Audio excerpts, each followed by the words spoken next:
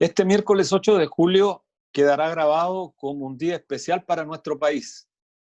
En efecto, durante más de 10 horas, la Cámara de Diputados debatió el proyecto de ley que modifica la Constitución política para permitir el retiro del 10% del ahorro individual, propiedad de los afiliados que administran las AFP. ¿Por qué tiene importancia este hecho? Por varias razones. Una, quizás la más importante, se confrontaba, por una parte, la ideología que dio origen al sistema más extremo del capitalismo en Chile a comienzos de los 80, que ha sostenido invariablemente por 4 décadas que la capitalización individual es el mejor sistema previsional posible para nuestro país. De nada ha servido demostrar con datos duros e irrefutables que este sistema está quebrado socialmente, que las pensiones que paga y pagará, de no mediar cambios estructurales, seguirá arrojando a millones de ancianos de nuestro país a vivir su última etapa en la más absoluta pobreza. Lo destacable y novedoso, por primera vez, los diputados debieron sincerar sus posiciones. Para ello, debieron exponer y al mismo tiempo develar que el sistema chileno de ahorro forzoso no es seguridad social. Y si no es seguridad social, entonces queda claro que es un sistema concebido para fines absolutamente distintos, evidenciando que este sistema no ha tenido otro propósito que capturar el ahorro de millones de trabajadores y trabajadoras para inyectarlo al mercado financiero, del cual se han enriquecido ilegítimamente muchos grupos económicos en nuestro país, incluido el presidente de la República, Sebastián Piñera. Los que por años han defendido el sacrosanto derecho de propiedad que Jaime Guzmán marcó con sangre y fuego en los fanáticos de la UDI, hubieron de comenzar a ceder. La presión que a lo largo del país se manifestó bajo esta pandemia a través de las redes sociales logró su objetivo. 95 diputados, entre los que se encuentran 9 de Renovación Nacional y 4 de la UDI, terminaron aprobando el retiro y de paso se pusieron en la vereda del frente del gobierno de Sebastián Piñera. De nada sirvió al ministro de Hacienda concurrir al Congreso con una billetera más gruesa a explicar lo inexplicable. Sus propios partidarios ya no le creen. Y no le creen al pequeño dictador en que se ha convertido Piñera, porque toda la semana formula anuncios rimbombantes de mejoras, pero luego que se lee la letra chica, se da cuenta que no son más que negociados que ofrece para transferírselos a los bancos y a los grandes empresarios. ¿Qué otra cosa dejó en evidencia el debate de este día miércoles? Que nuestro país está profundamente dividido, quizás como ninguna nación en nuestra región.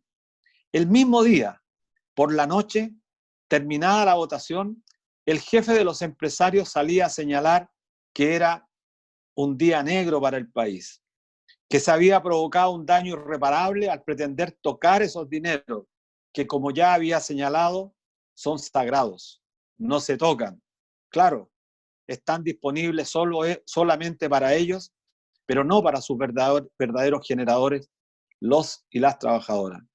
Por eso fue importante este debate. Demostró una vez más que las diferencias sociales en Chile se hallan profundamente cristalizadas y que es preciso derribar muchos muros para terminar con estas diferencias que provocan tanta desigualdad en nuestro país y que en el contexto de la pandemia muestra de manera nítida la segregación y diferencia entre unas minorías que lo han capturado todo y las grandes mayorías que viven de su trabajo con sueldos absolutamente miserables. El día miércoles, de haberse votado en contra, se preparaba un gran cacerolazo y protestas barriales en todo el país desde Arica a Magallanes. A pesar de que la votación fue favorable, el pueblo igual salió a las calles a manifestarse con un poco de alegría. El pueblo estaba contento. Y estaba contento porque ante tanta tragedia, entre medio de tanta desgracia y sufrimiento, se veía una luz de esperanza para poder contar con algo de recursos que no se tienen para enfrentar la crisis. De poco sirvieron los argumentos de aquellos que sostienen que las pensiones futuras caerán si se retira parte del ahorro. ¿Qué importa?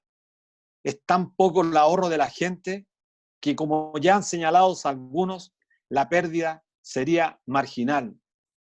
Y es cierto, es una pérdida marginal que oscila entre los 1.000, 2.000 y 20.000 pesos para las mayorías, sin considerar que si nuevamente se produce una caída de las bolsas en el exterior, se puede terminar perdiendo mucho más, lo que impactará desgraciadamente en el ahorro de los trabajadores.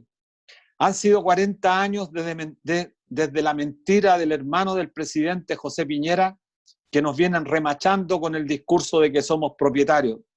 No es casual, es la filosofía de un sistema que ha convertido todo en negocio y para ello ha desarrollado propiedad sobre los derechos que ayer eran de todos, hoy lo son de unos pocos.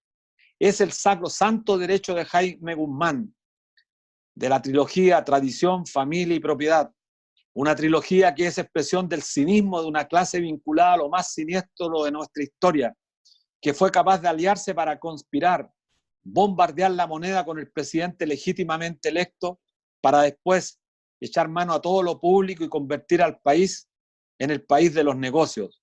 Claro está, todas las utilidades que ha generado en estos 40 años han ido a engordar las arcas de quienes se unieron en el pasado para acabar con la democracia y se coluden hoy para estafarnos en casi todas las áreas de la sociedad.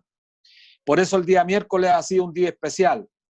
Comienza a requebrajarse el modelo privado de pensiones, que es el que ha servido para construir todo el modelo político, económico, social y cultural de nuestro país.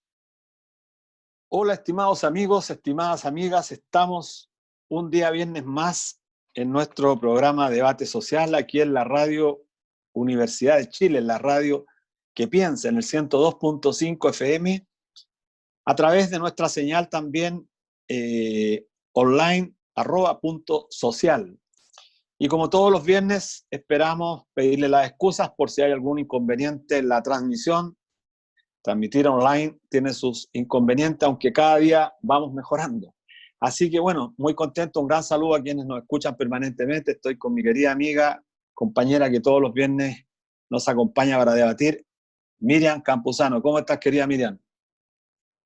Buenas tardes a todos los auditores. Hola Luis, un placer estar en este espacio, agradecerle a la radio que piensa, la Radio Universidad de Chile.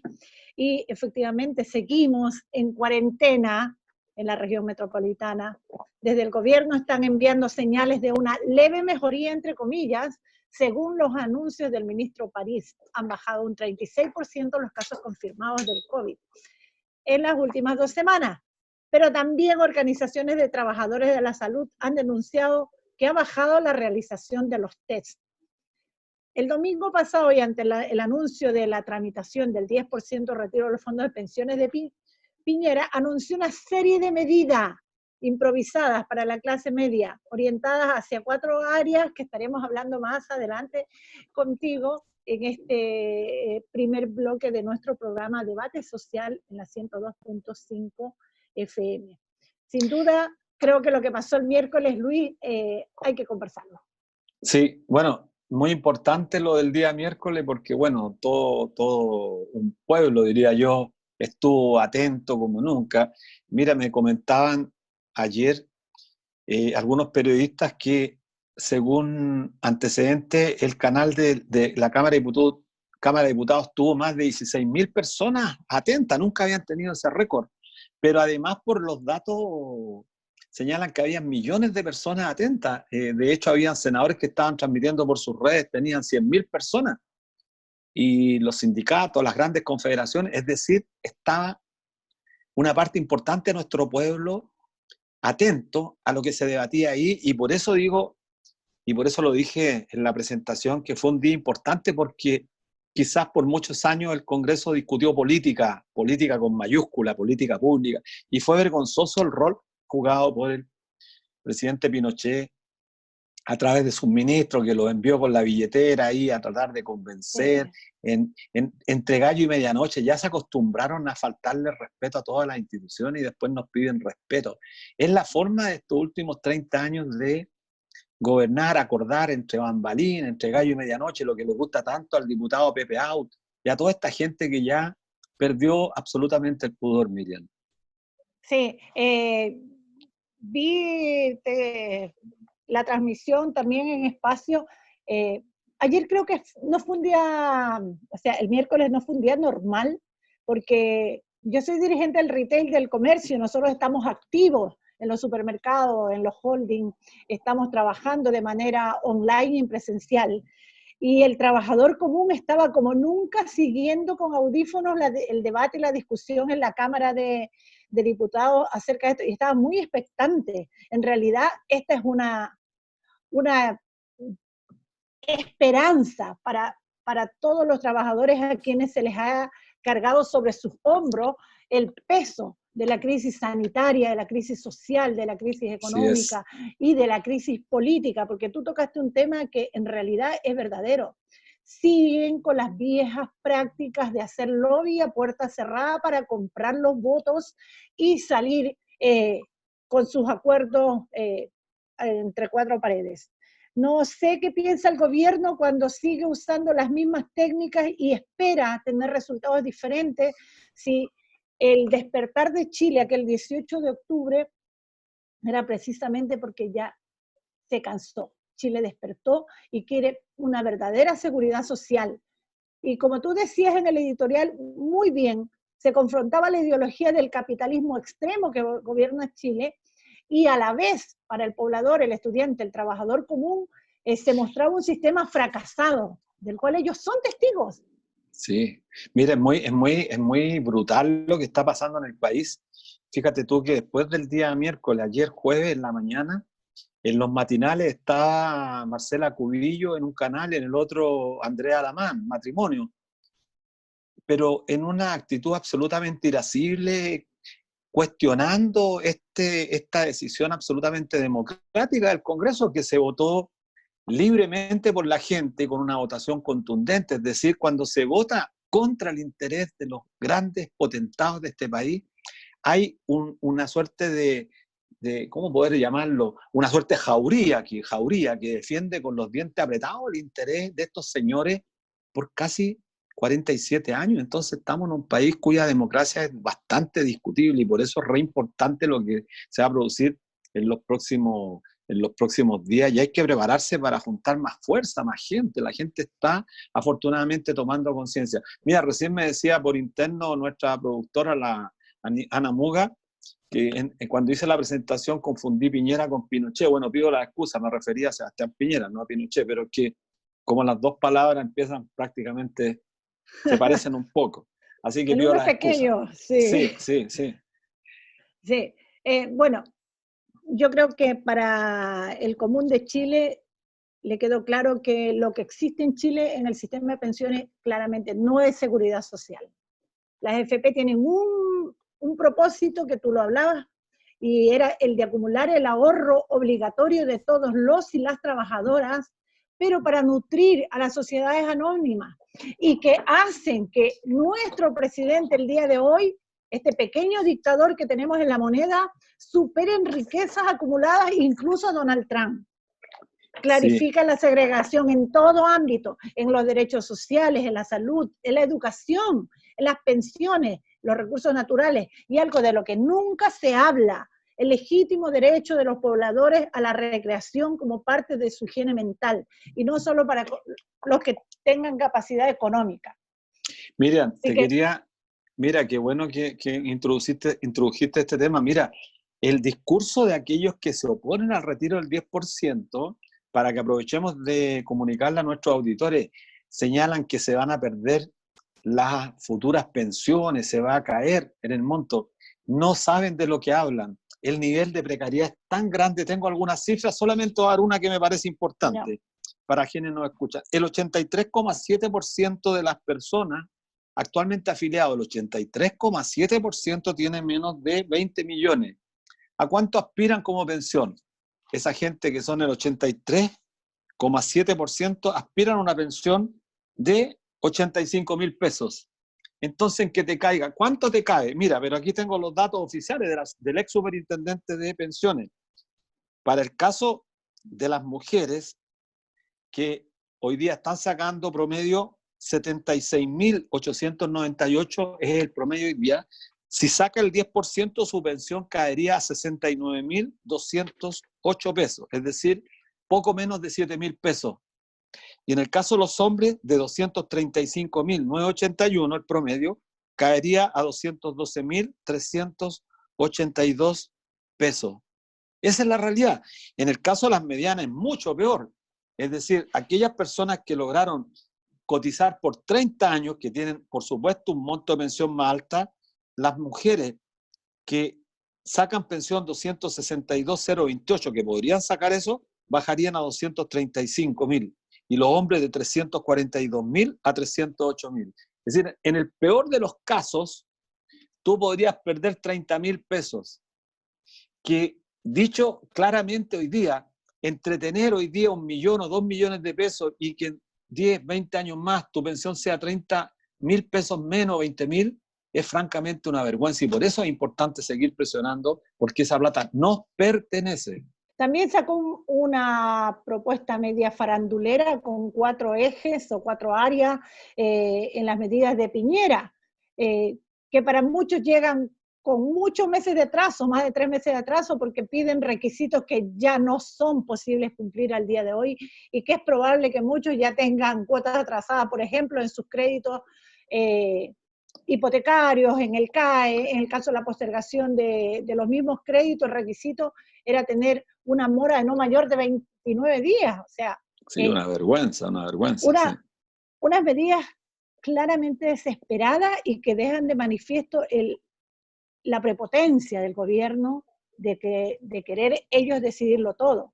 El otorgamiento a créditos blandos, que no es más que endeudar más a los trabajadores, a las trabajadoras, hacia un futuro incierto, porque la verdad no se sabe lo que viene. Entonces es contraer deuda sobre deuda.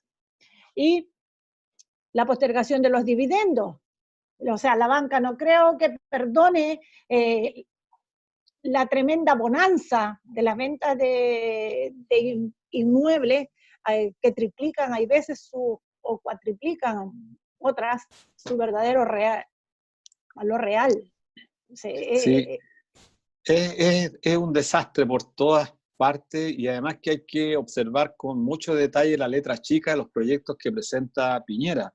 Piñera ha sido una persona que viene engañando permanentemente a la gente. Mira, creo que es bueno aprovechar en este programa, nos queda poco tiempo, entiendo, y señalarle a nuestros auditores que siga adelante la ley de inteligencia, la nueva ley de inteligencia, que otorga suprapoderes al régimen político, que permite que los altos directores generales de las Fuerzas Armadas puedan, sin previa autorización de la Corte de Apelaciones sobre los tribunales, o de los tribunales, perdón, puedan introducirse en el movimiento social, infiltrar la correspondencia, infiltrar a los movimientos. Es decir, una ley concebida con el justificativo para combatir el terrorismo, en el fondo está hecha para combatir los actos del pueblo mapuche, pero también los actos del movimiento social. Por lo tanto, estar alerta a esto, porque hace poco cambió, recuerden ustedes, censuraron al presidente de la comisión, el señor Brito, el diputado Brito,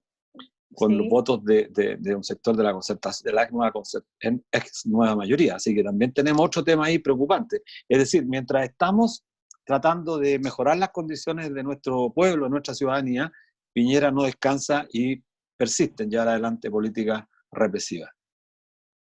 Así es, seguimos en esta ley de defensa, o esta ley que pretende criminalizar la legítima movilización o la legítima organización en movimientos sociales a los pobladores, estudiantes, trabajadores, o cualquier otro grupo que se quiera organizar para tratar de dar una batalla de David contra Goliat y tener derecho a la seguridad social o derecho a los derechos básicos mínimos en un Estado. O sea, En temas de educación, la ampliación del CAE es una vergüenza. Claro. No se habla de una postergación a la postulación, a las becas, no se habla de ampliar una gratuidad para los estudiantes y las estudiantes que han sido su familia, han tenido una fuerte baja en esta crisis. Para Sí. ellos todo es el lucro, todo es mantener el modelo que les ha funcionado muy bien y no tener conciencia de a quién representan. Creo que es hora de irnos al corte, vamos en sintonía con lo que pasó la semana, con este proyecto de ley que busca autorizar o permitir que los cotizantes de las AFP retiren el 10%, la canción de Viña Cariño, que fue compuesta para un sector, para el movimiento No Más AFP, y que está dedicada para todos los abusados y explotados por este sistema previsional que son las AFP. Estamos de vuelta en este espacio debate social en la 102.5 del dial FM de Radio Universidad de Chile y en su señal online y por streaming a través del fanpage @canal.social. El día de hoy estamos con una tremenda invitada, una gran comunicadora innata.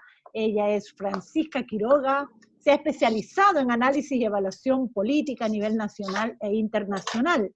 Hasta el 2013 se desempeñó como académica de la Universidad de Chile, dictando las cátedras de análisis y evaluación política, análisis de discurso y manejo de crisis comunicacionales en la Escuela de Gobierno y Gestión Pública de la misma universidad. También ha sido profesora de los postítulos de la Facultad de Medicina de la Universidad de Chile y profesora de la Academia Diplomática Andrés Bello. Fue directora editorial de la plataforma comunicacional El Desconcierto y hoy está abocada a un nuevo proyecto, La Voz de los que Sobran, el medio digital que entregue la información que no aparece en los medios masivos, hoy manejados por el poder económico y político.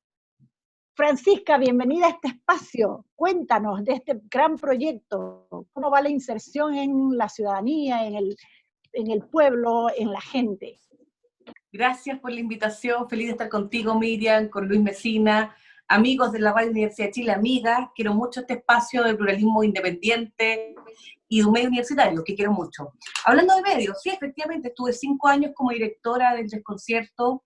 Fui parte de un equipo que crecimos con el medio y creo firmemente en la prensa independiente.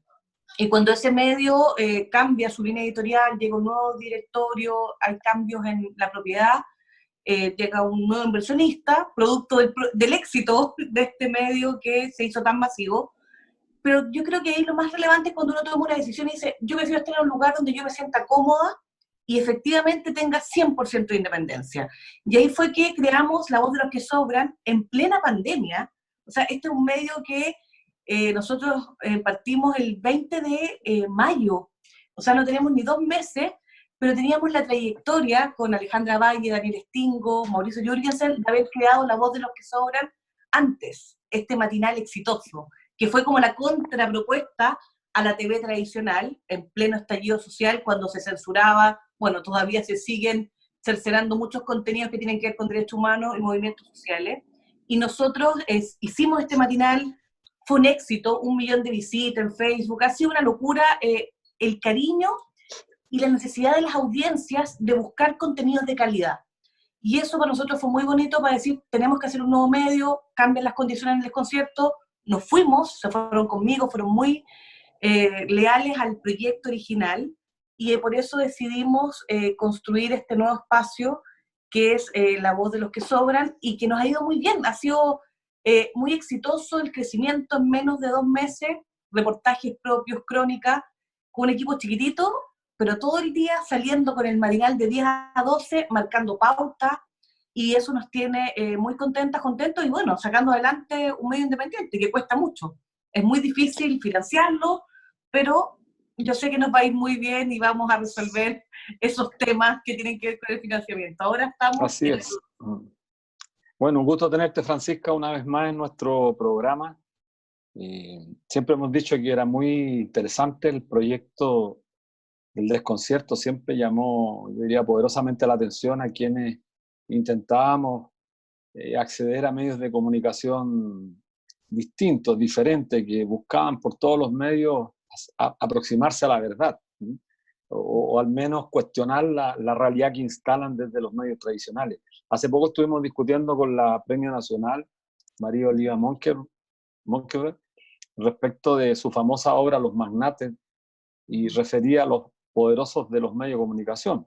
Y recordábamos esa importante frase que tú quizás también compartes, que en una sociedad donde la prensa está concentrada, donde no existe competencia, libertad para los medios de comunicación, la democracia está cuestionada, está secuestrada de alguna manera. Y hoy lo hemos visto en nuestro país con esta, yo diría ya, insolencia de los matinales de Chile, que están siempre la misma gente, pero es ya como una burla al pueblo, porque la ciudadanía detesta esto y los medios de comunicación insisten en instalar ese debate. ¿Cuál es tu opinión respecto de esto? Y después quiero que pasemos en la segunda parte a discutir lo que fue este gran evento de ayer de la votación del Congreso, pero me gustaría tu visión respecto a este predominio de esta gente del poder en los medios. Eso tiene que ver con la propiedad de los medios, que tú lo mencionabas. En Chile, en los 90, la fecha, o sea, esta democracia pactada también fue el pacto de que la izquierda, bueno, fue excluida y sobre todo invisibilizados los discursos críticos del modelo neoliberal. Si eso fue el gran éxito de la Concertación y que tanto alaba la derecha cuando le rinde pleitesía a Lagos y a todos los presidentes y los ministros de Hacienda de la Concertación, justamente ese modelo, ¿no?, que tiene que ver con la variable cultural, esto de mostrar a una izquierda, a las personas críticas como paria, ¿no? Estos son parias y nosotros somos el poder hegemónico.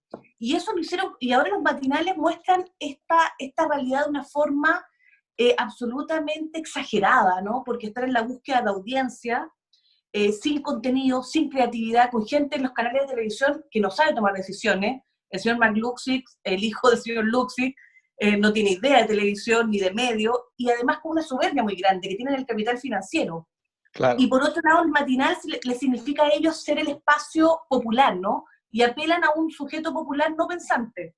Y eso no es real desde las movilizaciones que ustedes mejor que nadie conocen. Del 2000 a la fecha, la ciudadanía está activa, solo que no estaba en esos canales de televisión, no estaba en esos medios oficiales, que sobrerepresentan a las autoridades políticas de gobierno, a los centros de estudio de interés de esos grupos comerciales. O sea, es una alianza perfecta para construir un discurso hegemónico. Eso lo hacen mejor que nadie.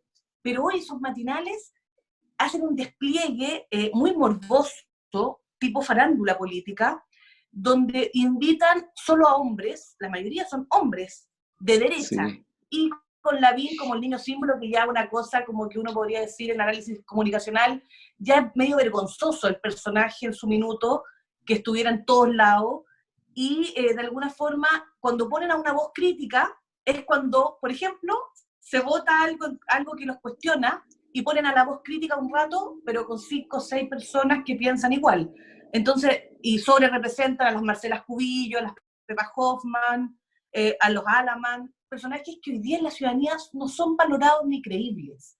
Y eso es lo que los medios alternativos al poder económico, pero independientes y competitivos en audiencia. Si tú miras en Facebook, Canal 13 sacó hace poco su oferta digital. Le ha ido pésimo, o sea, no marca en Facebook, en YouTube. En cambio, medios, propuestas independientes, claro, que están en redes sociales, les va mucho mejor, y esas no son medidas por ese rating que sabemos que está súper cuestionado. O sea, la TV está en crisis, tiene que buscar nuevas formas, y comercialmente también están los medios financiados por estos grandes magnates, pero cada vez lo hacen peor en la administración. Así es, Francisca. Sin duda, yo creo que la juventud, en este despertar de Chile el 18 de octubre, nos ha quedado claro que los medios han sido funcionales al modelo económico y hace falta conciencia y ética en la profesión periodística. Así que nosotros alabamos y aprovechamos estas iniciativas y estos desafíos tan grandes que están de la mano de grandes mujeres y hombres como tú, como Daniel, Mauricio y la Ale, luchadores. Pero te quería llevar al tema que Luis te mencionó anteriormente. Ayer se vivió en el Congreso y fuera de él, en todos los lugares se hablaba de esta votación histórica y esta jornada intensa que terminó con la aprobación de la idea de legislar un proyecto de ley que permita el retiro del 10% de los fondos previsionales. Finalmente, las ofertas de última hora del gobierno no impidieron que 4 diputados de la UDI y RN aportaran con sus votos para la aprobación del proyecto. ¿Cuál es tu análisis de esta votación histórica del día de ayer? Tiene muchos componentes. El primero, reconocer que esto es un trabajo que viene de la sociedad civil y los movimientos sociales. O sea, hoy en día los parlamentarios tuvieron que ceder en un escenario de crisis, porque obviamente que esta no es la propuesta que los que queremos, ustedes, o sea, mejor que nadie, es la transformación completa y tener seguridad social en Chile. Esa es la propuesta que todos buscamos y que sabemos que en estos años no se ha podido, producto de esta Constitución y todos los amarres que tenemos desde el punto de vista político-institucional. Pero aquí se abre un elemento simbólico que yo creo que es tan relevante, hablando de las ideas, ¿no?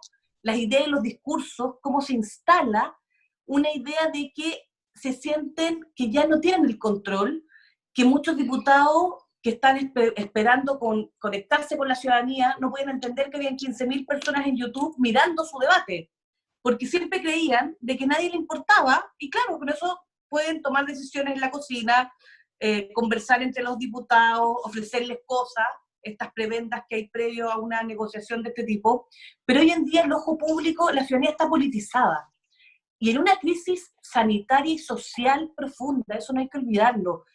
Hoy en día con el coronavirus queda de manifiesto la desigualdad que sabemos, que no hay clase media, que es un concepto que todos eran todo y nada, finalmente hay pobres, y somos una clase media precarizada que frente a una pequeña crisis, ya sea de salud o de pérdida del empleo, no tienes nada.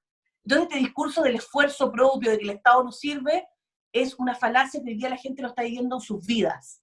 Entonces todos esos diputados, que efectivamente son algunos de RN, son de distritos como El Bosque, Lo Espejo. ¿Por qué todos esos diputados votaron? Ahí Gael Yoman, sabemos que es una diputada del Frente Amplio que se la ha jugado por los temas de No Más AFP, pero todos los que son de ese distrito, Lady Oliveira, más allá de dónde vienen, es un sentido de realidad. Y ese 10% lo que significa de alguna forma es paradojal, ¿no? Porque no es una política pública de calidad, si nadie está alabando que sea una política pública, no es lo que se busca, pero es una medida en la crisis que obliga de alguna forma a que sea más amplio el efecto que puede tener las personas de tener acceso a un crédito frente a una propuesta mezquina del gobierno y una política desastrosa de la pandemia en términos sanitarios y en términos sociales. O sea, el IFE 2.0 mejoró un poco, pero siguió siendo focalizado, es tan ideológico que no entienden que en una crisis, en un modelo capitalista neoliberal, como hay en otros países, por último, toman decisiones de crisis, de ampliar, endeudar el Estado, que es lo que debieran haber hecho eso. Pero hoy en día, como perdieron el control de la agenda, se abren oportunidades. Y aquí aparecen los japoneses que nos dicen, las crisis son oportunidades. Bueno, una oportunidad para que la ciudadanía sienta que hay un logro. Yo creo que eso hay que disfrutarlo y hay que trabajarlo, porque también está el tema de las expectativas comunicacionales. Porque mucha gente hoy día se preguntaba dónde saco mi 10%. Y aquí se viene un debate de un mes, van a ver tal veto presidencial que puede estar sobre la mesa, el Tribunal Constitucional, o sea, va a aparecer todo nuestro entramado institucional, entonces hay que estar alerta, pero va a ser bien impresentable. Entonces ahí hay que mirarlo políticamente y comunicacionalmente todo. Sí, muy, muy importante eso, el tema comunicacional, porque efectivamente, como bien dices tú, la gente tiene mucha ilusión. Ayer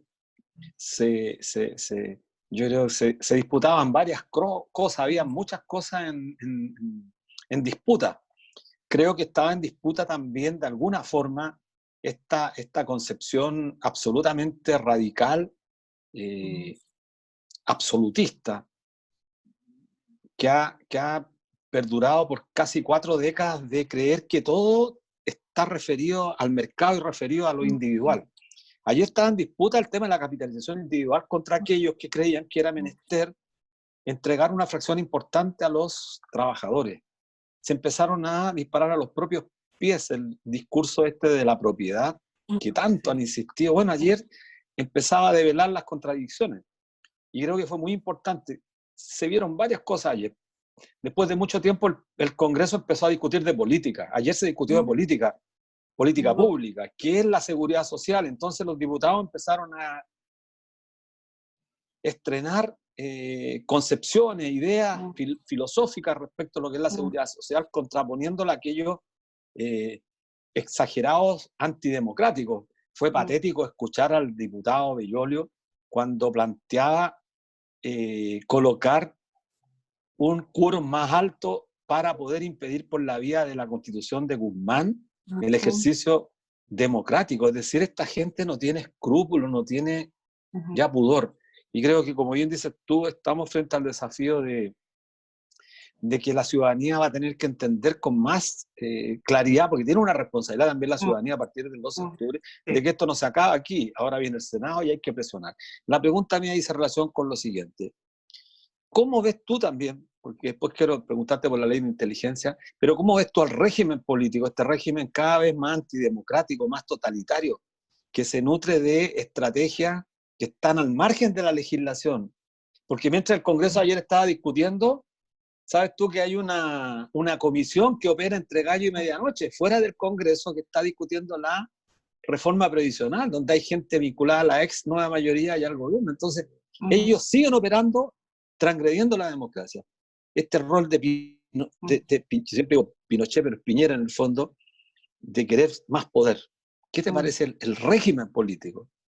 Régimen como forma de organización del poder, ¿no? Como concepto. Sí. En Chile tenemos una concentración de poder en el Ejecutivo. Nosotros tenemos una democracia donde hay un presidencialismo muy hipertrofiado, como con muchas atribuciones, y que lo tenemos de esta Constitución del 80, que siempre se pensó con un Congreso muy débil versus una figura presidencial fuerte. Y por otro lado tenemos un presidente con una crisis de legitimidad profunda y de enfoque y de visión para enfrentar la administración del Estado, las políticas públicas, porque recordemos que aquí en Chile tenemos un jefe de gobierno y jefe de Estado.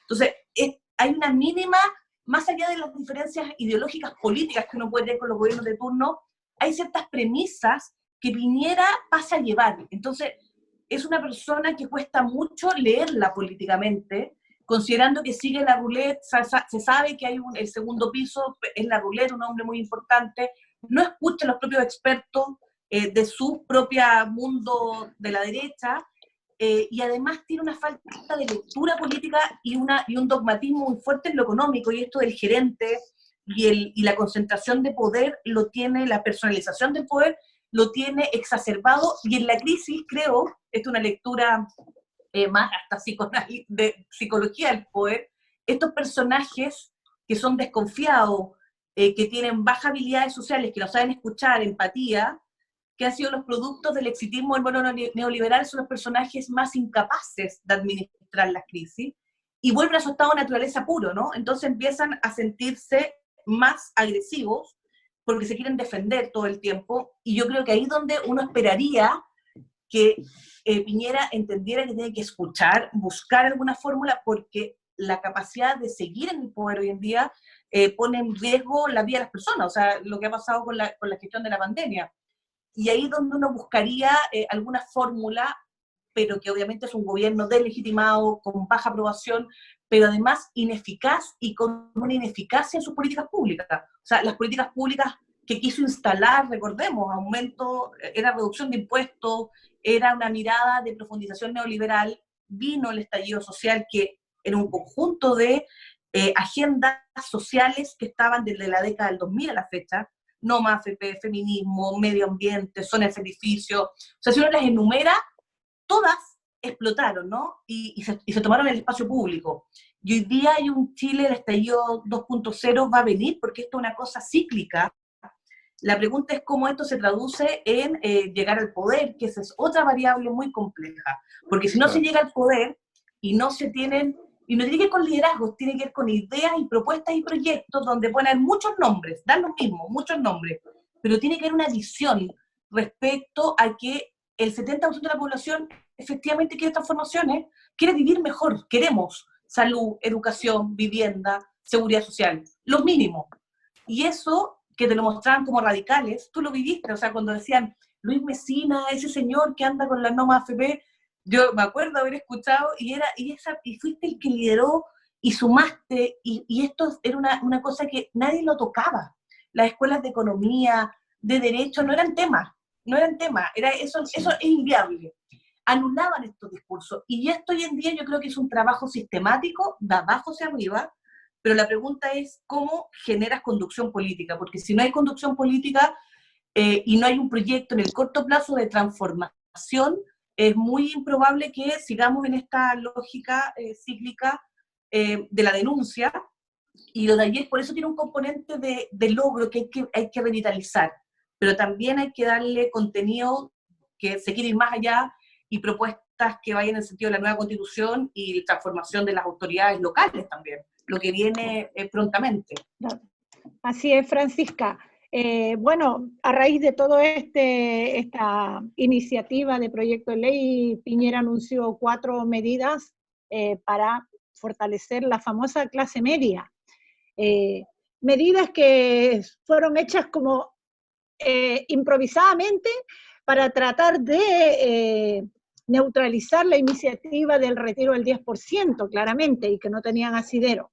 Pero te quería preguntar, Piñera vetó la ley por el no pago, por ejemplo, los servicios básicos en el Congreso. ¿Qué pasaría si él veta esta ley del retiro del 10% de llegar a tener éxito? Yo ayer pensé, esa pregunta la pensé y lo comenté con Hassan Akran, estábamos hablando, que es uno economista amigo, y yo le decía, claro, aquí van a tener los recursos para torpedear, pero el veto sería de alto impacto comunicacional hoy en día para Piñera. Este tema en particular, como ya tiene alta visibilidad, hay compromiso de las personas con el tema, creo que le generaría un efecto muy perverso para la situación que está hoy en día Piñera. Hoy en día se ha vetado, además vetó el servicio de la niñez, hay otro tema, hay una propuesta, un servicio de la niñez, que también lo vetó, que tiene que ver con la infancia, ha aplicado el veto en otras leyes que la gente no sabe, que ha tenido una regresión autoritaria. O sea, Piñera está con una lógica más autoritaria y de menor valoración de las voluntades del Congreso, y eso lo sabemos con la propuesta de ley que hizo, que era impresentable. Hay mucho miedo y eso nos hace cometer muchos errores. Pero creo que este tema en particular del tema del 10% de la AFP es algo que no va a tener, no tiene los apoyos tampoco de su coalición política completa para poder impulsar una medida tan antidemocrática si es que esto pasa todas las etapas del Congreso, y yo creo que van a tratar de buscar una fórmula de negociación en el Senado. Recordemos que el Senado chileno es bastante conservador y la ciudadanía tiene que ponerle ojo a cómo votan esos senadores, los de la nueva mayoría particularmente, que son muy funcionales, los ex concertación, a las lógicas del poder económico. Entonces yo creo que ahí hay que ponerle mucho ojo a qué negociaciones van a querer hacer antes. Creo que por ahí van a buscar la fórmula, como fue con el postnatal, que terminó siendo esta licencia media extraña. Pero son dos proyectos que le generan un costo más alto en términos de su propia coalición política y el efecto que pueden tener de que no tienen las capacidades hoy en día de administrar esa crisis. Sí, ese es el problema grande que se aprecia, porque no hay que perder de vista además que el 25 de octubre tenemos un desafío gigantesco, que es ganar el plebiscito ojalá con un número significativo de personas. Y los días pasan y no se aprecia, primero, una conducción política, no se aprecia un intento al menos que pretenda o busque generar convergencia de sectores que a lo menos sean capaces de levantar un programa mínimo para enfrentar los desafíos del próximo proceso constituyente. Entonces esto se ve disperso, un régimen político con sus instituciones por el suelo, un gobierno absolutamente arrinconado, desacreditado, pero sin la existencia de una oposición. Al final prima a quien tiene el poder, y el poder lo tienen ellos. Entonces creo que es relevante para lo que señalabas tú, el desafío de la ciudadanía es mayor. Yo también estoy de acuerdo contigo que es muy difícil que el Senado en este escenario pueda vetar o pueda contribuir a echar abajo lo que ayer se acordó en la comisión, en la Cámara de Diputados, lo que el día miércoles, perdón, pero yo te digo, se ve muy difícil. Ahora, hay otro tema que quería preguntarte a ti, con tu experiencia, Francisca, es el tema de la nueva ley de inteligencia que ha sido objeto de cuestionamientos muy fuertes por la Comisión Chilena de Derechos Humanos. Nosotros también la cuestionamos porque en ese proyecto de ley se arrogan facultades para los jefes de las Fuerzas Armadas que pueden desarrollar una cantidad impresionante de políticas sin tener que recurrir a la autorización de los tribunales de justicia. Pueden intervenir, pueden infiltrar. Lo han dicho que en el fondo va a combatir al narcotráfico, pero en realidad lo que uno sabe perfectamente es que es para combatir al movimiento mapuche, al pueblo mapuche y a las organizaciones sociales, en este caso a los líderes o dirigentes del movimiento social. Así que ese es un atentado, yo diría, brutal y fue aprobado por unanimidad en el Senado. Sí, tú estás mencionando algo que esos son los temas que no se fiscalizan todo el tiempo en los medios de comunicación, por ejemplo, que se ven como temas lejanos de la élite, de los académicos, de los involucrados en la política, pero esto nos afecta a todos y a todas, porque ya teníamos una ley de inteligencia que sabemos que la ley antiterrorista, como la aplican, que es racista, que es clasista, como han hecho, Chile ha vulnerado todos los convenios y tratados internacionales con respecto a los pueblos mapuches, cómo ha abordado la criminalización del movimiento social. Hasta la fecha, los 2.500 presos y presas que están en Chile, producto de la movilización desde el 18 de octubre, y cuántos carabineros y carabineras están involucrados en violación de derechos humanos. Nosotros sacamos este reportaje sobre Fabiola Campillay, donde nosotros sacamos las imágenes, donde se muestra, es como la imagen de la simetría de poder y el uso desproporcionado de la fuerza. No había nadie, había movilizaciones, un par de personas gritando, una piedra que ni siquiera les llegaba, no había nada. Y ellos, en una lógica militarizada, y en eso es tan peligroso porque es lógicas de eliminación. Las lógicas de la seguridad es control. Y nuestras policías militarizadas son militarizadas, ¿por qué? Porque tienen la lógica del enemigo, la lógica de exterminar a un otro, y ahí podríamos elucubrar sobre toda la construcción con respecto a nuestras policías que están perversas. El enemigo interno. Esta ley de inteligencia, exacto, y esta ley de inteligencia lo que hace es no entender de que la transformación tiene que ir por el enfoque de derechos humanos, por una transformación de las policías, de las Fuerzas Armadas, de la apertura a la información. No esta lectura que están haciendo, que es algo que Chile va a quedar como el país regresivo en todos los informes sobre tipos de leyes de esta naturaleza. O sea, vamos a ser campeones nuevamente, como estamos siendo campeones del mal manejo de la pandemia, de ser un país con regresión autoritaria y con leyes que no hay contrapeso de poderes. O sea, esto es peligroso, es muy peligroso y es algo que debiéramos estar discutiendo y movilizados y movilizadas todos los actores del mundo social, político, y exigir a aquellos que han votado que justifiquen su voto y que digan de que finalmente están alineados en el miedo y en querer criminalizar y en darle más atribuciones a actores que no están preparados tampoco para tener todas esas atribuciones, que sabemos que ejercen un poder en forma irracional, sin la preparación adecuada, y por eso necesitamos un marco jurídico que los enmarque con contrapeso. Los tribunales hoy en día son los que están aplicando e interpretando justicia con respecto a muchos casos, porque las instituciones de esta naturaleza no lo hacen. Entonces aquí hay que poner ojo y no olvidar de que hay muchos parlamentarios que se muestran con una careta social cuando les conviene la Cámara y votan leyes que siempre van en favor de la lógica criminalizadora y que en el ámbito económico también, en el ámbito medioambiental, están apoyando proyectos en plena pandemia, extractivista y de ampliación. Entonces, ojo que hay que leerlos a todos, no solo con el discurso, en el día que ellos tienen alta visibilidad, sino la popularidad que buscan en temas que son ocultos, invisibles, y ahí los medios de comunicación tenemos que sacarlo al pizarrón y decir cómo votan, cómo lo hacen, quiénes lo financian, quiénes son sus redes de poder. Sin duda, Francisca, que el pueblo y más los jóvenes, los trabajadores, los pobladores, tendremos en cuenta para las próximas elecciones quién de verdad se la jugó y quién no. Antes de la pandemia estábamos marchando hacia un proceso constituyente a través de un plebiscito. Ese proceso que quedó postergado y que urge, porque cuando un diputado o un senador dice que es anticonstitucional, es que está diciendo que, por Dios, hay que cambiar la Constitución ahora. Pero tú hablas de ciertas modificaciones, y respecto a ese tema, ¿qué modificación al plebiscito podría levantar desde este gobierno de Piñera?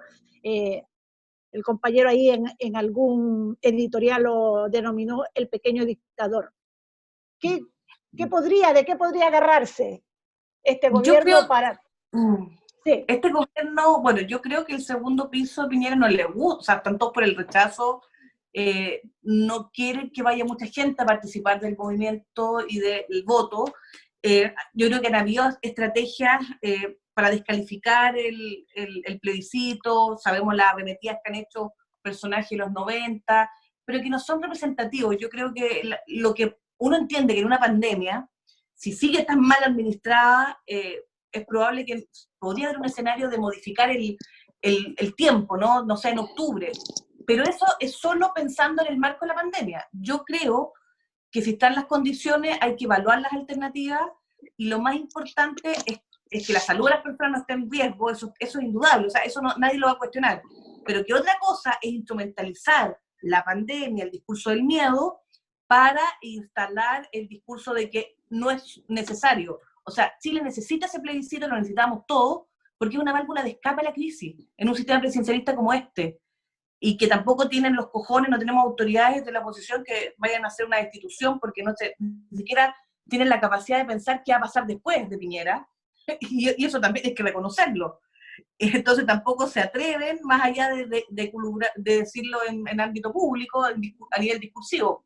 Yo creo que es probable que la movilización sea más alta de lo que yo pensaba. O sea, en un escenario de regulación de que la vida de las personas no esté en juego con el manejo de la pandemia, yo creo que va a quedar más de manifiesto la necesidad de que va a ganar el apruebo por mucho más. Yo creo que eso no está en juego. O sea, el rechazo es de un grupo muy pequeño y cada día creo que los argumentos son solo descalificatorios y el uso de la mentira.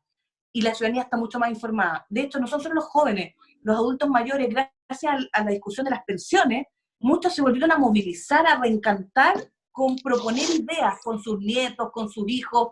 Yo lo veo en Facebook, porque es una plataforma que ustedes también están, donde ahí está el mundo popular también. Y ahí se están informando con otros medios, con otros programas, están debatiendo, no pueden tener formación académica, que es lo que les gustaba tanto a la élite, pero esos personajes que venían de Harvard o de otros lados no entendían nada con respecto a los temas sociales, y muchos de ellos solamente estaban estudiando porque son parte de esta élite y acceso, no por capacidades. Y la política hoy en día requiere personas mucho más integrales en su formación y también tener mirada del sentido común, ¿no? Saber oler, saber respirar, dónde estás, con quién te mueves, y eso lo vimos muy, muy perdido a muchos gobernantes, y ahora quieren hay muchos que dan pena, porque quieren como reencontrarse con un discurso popular, pero no hicieron nada en 20 años con respecto a las pensiones, no hicieron nada con respecto a la discusión de educación. Me parece bien que se hayan dado cuenta que esto lo tienen que hacer ahora, después de un movimiento, de una sonada popular, porque no fue solo un estallido, fue una apropiación del espacio público. Yo creo que fue muy también de cuerpo, ¿no? Los cuerpos en la calle, los cuerpos exigiendo justicia, y eso yo creo que no se va a olvidar. Es una imagen y un sentimiento y un compromiso de cabeza y también de emociones asociado a lo político. Así es. Lamentablemente llega la hora de despedirnos, está tan bueno en la conversación. Agradecemos a nuestra invitada, tremenda compañera, mujer feminista, luchadora, tremenda profesional, Francisca Quiroga. Los dejamos invitados para el próximo programa y para que nos visiten en nuestro fanpage, @canal.social. Y Francisca, esperamos tenerte en una próxima oportunidad. Compañero Luis, tu palabra. No, así es. Sí, bueno, un abrazo, Francisca, es un placer siempre escucharte con tu, yo diría, claridad que ayuda a pensar, ayuda a reflexionar, así que bueno, muy contento, un gran abrazo y que te vaya muy bien en la nueva estrategia, sí, la voz de los que sobran. www.lavozdelosquesobran.cl y el matinal de 10 a 12, todos los días por Facebook, YouTube de La Voz de los que Sobran, con la Ale Valle, Ariel Espingo. Sí, muy simpático, muy simpático. Un abrazo grande. Te vamos a invitar de nuevo. Tenemos ahí muchos actores sociales.